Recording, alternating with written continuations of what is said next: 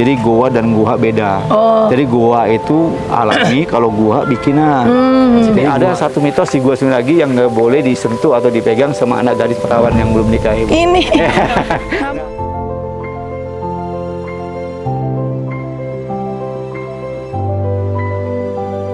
Kalau gua Langse, jadi orang yang duduk situ ketutup detir tadi, Bu. Jadi nggak kelihatan tuh yang kotak kecil, yang gedenya lurus ke kolam depan ini. Jadi orang duduk nggak kelihatan karena di tirainya ada dua yang ngalanginnya gitu. Nah, ini gua petangnya. Tadi Bapak cerita itu jangan kaget, tadi pintu keluarnya pendek-pendek dan agak sempit-sempit ya, Mas. Ini kalau bisa pakai senter HP ya. Kalau Bapak mah udah biasa, jadi tahu alurnya. Ini maksudnya nggak gelap. Kalau yang nggak biasa ini gelap. Ini nggak panjang, paling 6 meter 7 meter kok. Malah di dalam sejuk banget, adem kayak AC nanti rasanya sendiri. Ini pelan-pelan ya. Tapi kalau orang yang normal balik lagi nih, lihat sini nih. Takut apa? Bukan takut, Ibu. Ini sanganya nggak ada pintunya. Nah, ini kan ini patung apa, nih, Pak? kalau ini kan menurut ajaran ini kayak Arca Dewa Ganesha, Ibu. Ini sekilas. Tapi kalau ini kan kalau kita dari dekat kan nggak kelihatan, kalau di jauh kan kita bayangin kayak Arca Dewa Siwa nih punya. Ada bau ini. Nah, Dewa ini naik Siwa. sini ya. Apa ini? Arca Dewa Ganesha, kalau ini gajah. Nah, ini kita pintunya ke sana, Bu, masuk. Kalau dari sini kan buntut tuh, Bu. Iya, Nggak ada iya. pintunya. Paling di sini ada pintunya sebenarnya, Bu. Jadi kita naik dulu sini, miring nih, tuh. Ikutin ya jalurnya agak susah. Ya. Tuh, Awas, Dek, pelan-pelan awas, ya. Ini namanya gua gelap, gua peteng buat pakai melatih ilmu kekebalan tubuh. Nah, kalau Abang mau kuat badannya, puasa di sini, Bang. Tuh, ujiannya situ. Kalau sini udah lewat, malah di sini adem. Mau buat puasanya tahu nggak, Bang? Turun tadi, ya. Nah, itu di pojok situ, Bang, sendiri. Buat puasanya, Ibu. Di sini? Di sini, Bu, maaf, Bu. Sini? Nih, di sini, Bu. Oh. Pas satu badan ngepres banget itu karena Ya nggak Allah. direnovasi, jadi tempat duduknya nggak kelihatan banget, Ibu. Ya Allah. Jadi menghadap ke barat sini, itu ada ventilasinya 2. Jadi buat ini udah direnovasi, Bu, anak asuh bikin sobat kawan atau gimana. Jadi iya perasaan banget, Bu. Nah, ini jalan airnya di sini, Bu. Jadi orang adem tuh. Ini air turun ke bawah kolam ini, nembus ke kolam depan, Ibu. Jadi orang yang puasa itu adem sejuk, kayak ada AC-nya tuh dari angin dan air. Nah, kalau Culu Bawang Curaya dengan pintu-pintu ini anginnya masuk, digabung dengan air jalan. Jadi adem banget yang di dalam. Tuh, ini juga temboknya kayak dingin. kulkas ya. Ini nggak panjang ya, udah keluar ya. Hati-hati kepala ya. Hati-hati kepala. Nah, pas keluar banget nanti 1 meter nih pintunya, hati-hati ya. Oh, duduk banget, ekstra nunduk banget ya, Bu. Maaf, Bu. Iya. Tuh, 1 meter tuh. Iya. Nah, ini nunduk nih, hati-hati. Nunduk, tuh. nunduk. Nah, nunduk, hati-hati ya. Nah, ini menara pengawasnya dari bawah tinggi, kalau di sini pendek. Karena apa? Kata Didi, kita di bawah. Karena kita naik jadi kelihatan pendek. Oh. Sama aja, gua peteng itu sama aja ngerasain kayak kita waktu di kandungan ibu, di perut ibu jadi gelap. Nanti nyambung dari gua peteng, nanti ada gua Padang Hati. Padang Hati setelah lahir di sini kan terang. Nah, turun ke gua Kelanggengan Langgeng Abadi. Nanti nyambung, Ibu. Nanti kita bisa lihat kayak gitu. Ini apa? Nah, ini ada 2 ruangan tempat belajar laki dan perempuan, Ibu. Namanya kamar Kaputren dan Kaputran. Kalau Kaputran buat belajar laki, ngeblong, terbuka. Kalau Kaputren tertutup, ada penghalang dindingnya. Jadi apa? Supaya perempuan ditutupin, jadi nggak bisa kelihatan sama yang laki. Dijaga privasinya atau auratnya.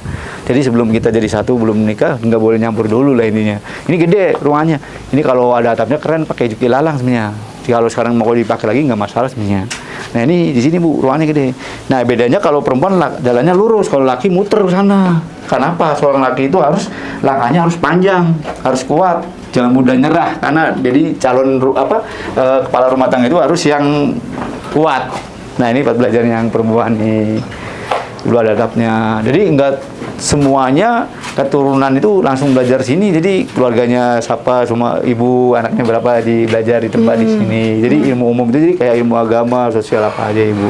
Jadi kalau buat ilmu kekuatannya di gua-guanya tadi ya, ruangan itu kayak kekuatan, kayak ilmu kebal. Ini ada gua Padang Hati buat nenangin hati. Jadi kita ke belakang, pernah dengar nggak di Gua Sumiragi ada pintu yang bisa nembus ke Mekah Madinah di sini, Ibu. Nanti di bagian belakang, Ibu. Nanti saya latihan. Siap. Ya, kita balik lagi sini. Ini banyak kalau buat penaklupan bisa nggak ketemu nih, tuh situ pintunya ada, di belakang ada, di sini ada. Harusnya apa? Iya, kalau anak kecil kan kayak labirin. Buat kita kumpet nggak? Ini jalur-jalur air nih. Nah, ini pusat airnya di sini nih, Bu. balai kambang nih. Ini hati-hati yang tinggi ya. Nah, ini balai kambang ini kayak perahu goyang nih sebenarnya. Hati-hati Bu ya. Ini enggak Bu. Kalau ini enggak, udah paten. Takut Enggak nggak sih? Bisa ya Bu. Ya. Dan ini kuat kan kali ya Bu. Aku takut. Nah, ini apalagi dulu kalau dulu masih berfungsi ini kayak perahu Bu, kayak papan jati, jadi kayak kayu yang di atas air, kayak perahu. Aku tahu. Nah, ini balai kambang ini buat penghubung antara depan sama belakang Ibu. Jadi kalau yang dari belakang mau ke depan bisa, dari belakang mau ke depan mau ke belakang bisa juga lewat sini. Dan dulu ini sebenarnya bukan cor beton, balai kambang ini pakai papan jati Bu. Jadi kayak perahu yang di atas air ngambang atau ngapung. Makanya disebut balai kambang. Jadi balai kambang ini ada buat kitanya juga, jadi buat gambaran seorang manusia yang hidup di dunia ini harus punya pegangan, punya prinsip, jangan mudah goyah, terombang-ambing di atas air, kayak perahu di atas air. Jadi kalau kita punya pegangan harus yang kuat, yang yakin. Nah, ini bagian belakang beda lagi Bu, bentuknya karangnya sedikit kayak gumpalan aduk atau cadas. Kalau orang Cirebon namanya batik wadasan atau cadasan, kalau sekarang batik Megamendung. Yang saya pakai ada nih modelnya Ibu. Nah, di tembok juga ada. Tuh, Neng, Ibu. Yang merah tuh. Yang masih belum terkikis tuh. Iya. Yang kayak huruf lingkaran L ya. Iya. Tuh, itu Megamendung. Nanti ada juga di bawah. Kalau anak-anak kecil, kalau film Naruto tuh nggak? Suka film Naruto nggak? Ikatnya Naruto awan tuh. Awan apa namanya? Sasuke Rasengan. Nah, itu tuh. Ya. Ini kan ada perbandingan dengan Cina Jepangnya itu ya. Kayak Cina kan itu ada kan ya itu ya. Nah, itu nanti portalnya di bawah Ibu, yang bisa nembus ke Makkah Madinah dan Cinanya. Tapi dulu itu khusus buat keturunan yang punya ilmu tinggi beserta punya bacaannya, dibarengi dengan tirakat. Jadi orang dulu tirakat itu matanya nggak tidur melek. Jadi lapar puasa tuh lapar perutnya. Jadi matanya melek, matanya, nah itu lapar perutnya. Jadi matanya melek, perutnya kosong. Jadi orang dulu sampai 1 hari sampai 40 hari tirakatnya. Jadi bisa ke Makkah Madinah dan yang punya kodenya, punya passwordnya. Jadi kodenya itu punya bacaannya. Jadi kalau nggak punya bacaannya nggak bisa nembus sana. Kalau sekarang kalau nggak punya paspor nggak bisa terbang gitu. Ini kalau sekarang udah punya kodenya, kasihan bandarnya nggak terbang ke kapal daratnya atau kapal terbangnya. Itu apa Pak? Nah, itu identik dengan ajaran Hindu Budanya Ibu. Jadi itu melambangkan kesuburan antara laki dan perempuan. Kalau yang naiknya tinggi itu melambangkan punya laki lingga bahasanya. Kalau yang bawah tampungan airnya lioninya, punya perempuannya isinya. Jadi nggak dimiripin kayak di ajaran Hindu Buddha kayak Bali atau kan laki-laki kelihatan ya. Kalau ini kan udah masuk Kesultanan Islam, jadi menggambarkan saja. Jadi nggak dimiripin banget gitu. Nah, nanti gerbang Makkah Madinahnya di bawah situ nanti. Dari situ nanti kita masuk ke Bukit Padangati. Nah, kita jalan sini nanti ya. Kalau anak kecil namanya Bukit Teletabis. Ya, awas atau ya. Nah, ini jembatannya lebih kecil lagi ya, hati-hati ya. Nah, ini jembatannya kecil lagi, hati-hati. Nah, ini lebih kecil, hati-hati. Nah, ini.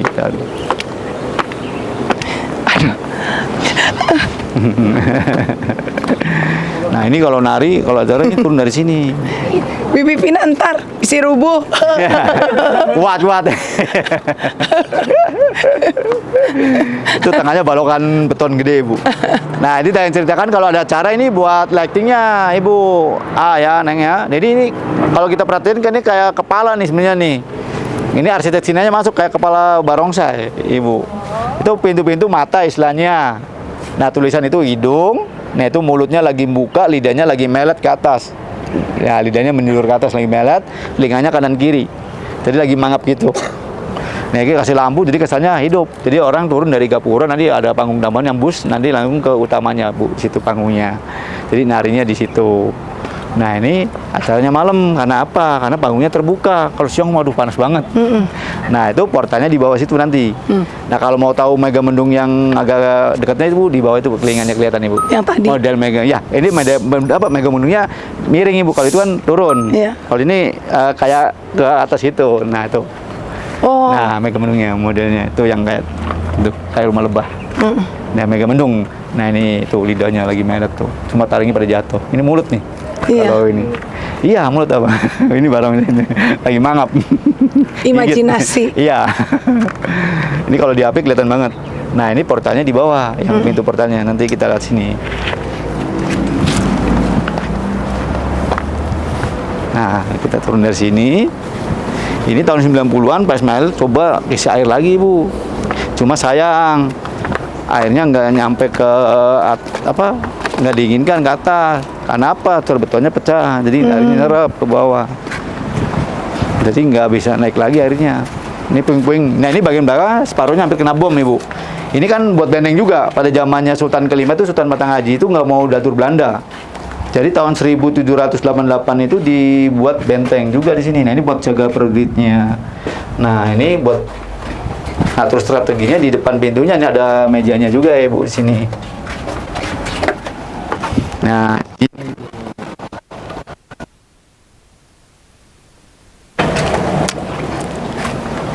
Matanghaji di sini rapatnya. Ya, rapatnya Sultan Matanghaji nih. Jadi berunding melawan Belanda, ngatur strategi sini. Jadi nggak pakai duduk, berdiri. Jadi orang yang mimpin di atas sini. Maaf ya Bapak, contoh ya, Bapak berdiri sini nih. Tuh, yang ngikut samping sini pada berdiri. Jadi petanya dibuka tuh, gede. Nih, kamu pasukan berkuda nanti keluarnya dari barat ya. Pasukan pedang nanti dari timur. Yang pasukan yang mana dari sini. Jadi ngatur senjata itu. Ini nggak panas sebenarnya. Ini ada ataknya Bu sebenarnya. Ini nyatu. Karena dibom makanya berantakan, ngeblong. Ini kalau nggak dibom nih nggak ngeblong kayak gini. Nah, ini portalnya di belakang Neng tuh, Neng, yang kemudian ke Mekah Madinah dan Sinanya. Nah, kalau ke Mekah Madinah itu ke arah depannya, Neng. Ini. Ke barat ke sana, ke kanan. Kalau ke Cina arahnya ke kiri ke sini. Tata caranya orang masuk ke ruangan kecil itu. Tapi ya maaf ya, bawa contoh ini nih.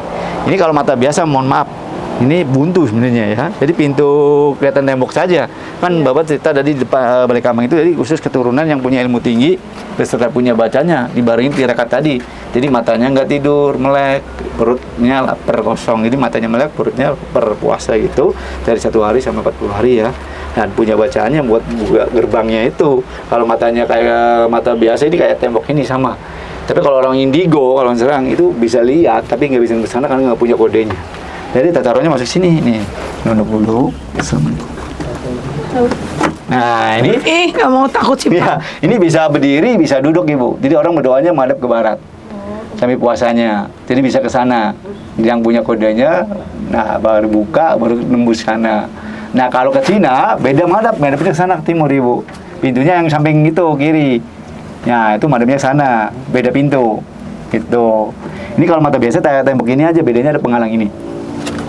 Tapi kalau orang-orang yang sekarang indigo itu bisa lihat, tapi nggak bisa nembus ke sana karena nggak punya kodenya. Ya, itu nggak punya kodenya karena nggak orang harus punya kodenya gitu. Nah, ini selesai musyawarah kan lapar ya. Ngambil makanan di Gua Pawon, makannya di sini di dalam ruangan nih Bapak nih. Ini orang makan terlena, adem karena ada pintu-pintu anginnya. Ini dulu belum ada penyambang gini, jadi ngeblong ini dulu. Nah, ini tempat makannya di sini.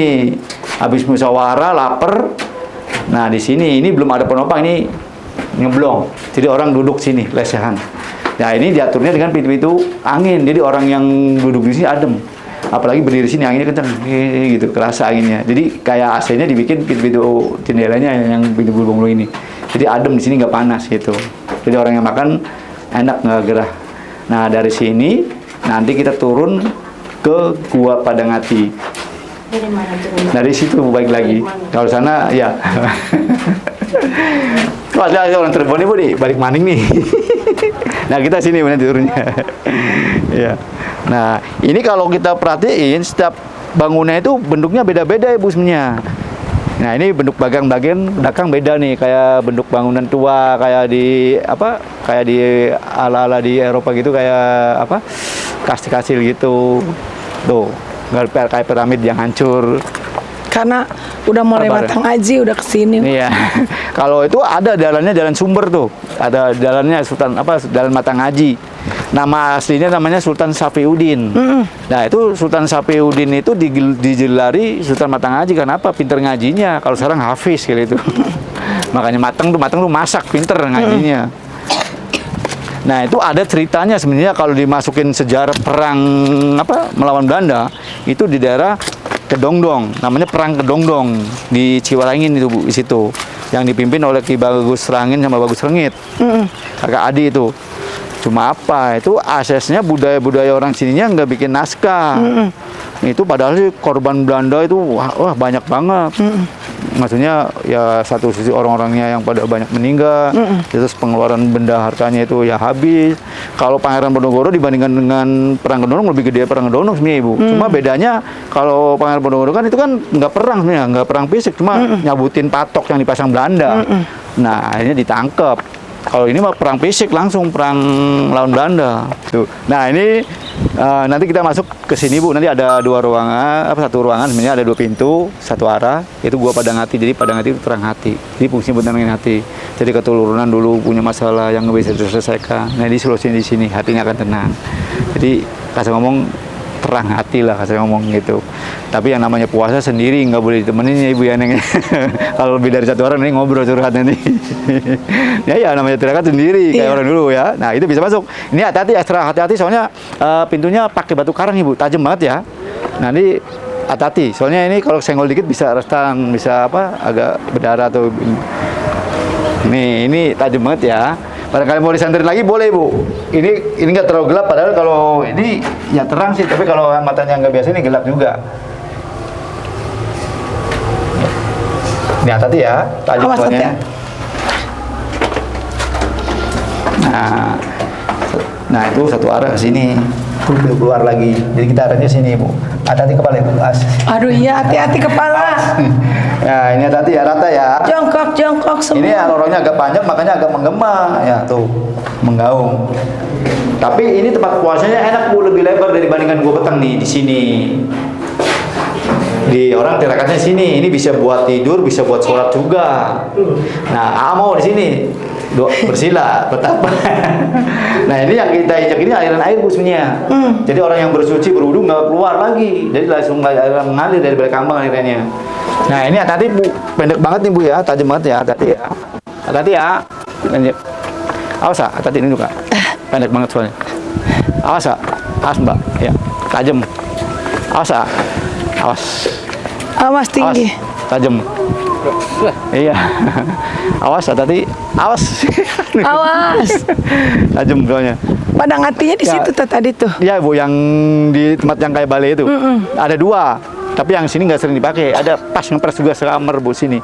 Yang sebelahnya Bapak nih. Tapi yang sering digunakan yang di bawah tadi. Gua Padang Hatinya. Nah, ini kita keluar dari sini turun. Hati-hati ya.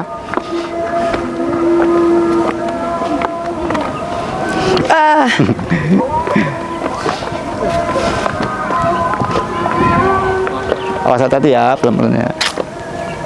Lumayan naik turun. Normal 45 menit. Bisa 1 jam. Nih.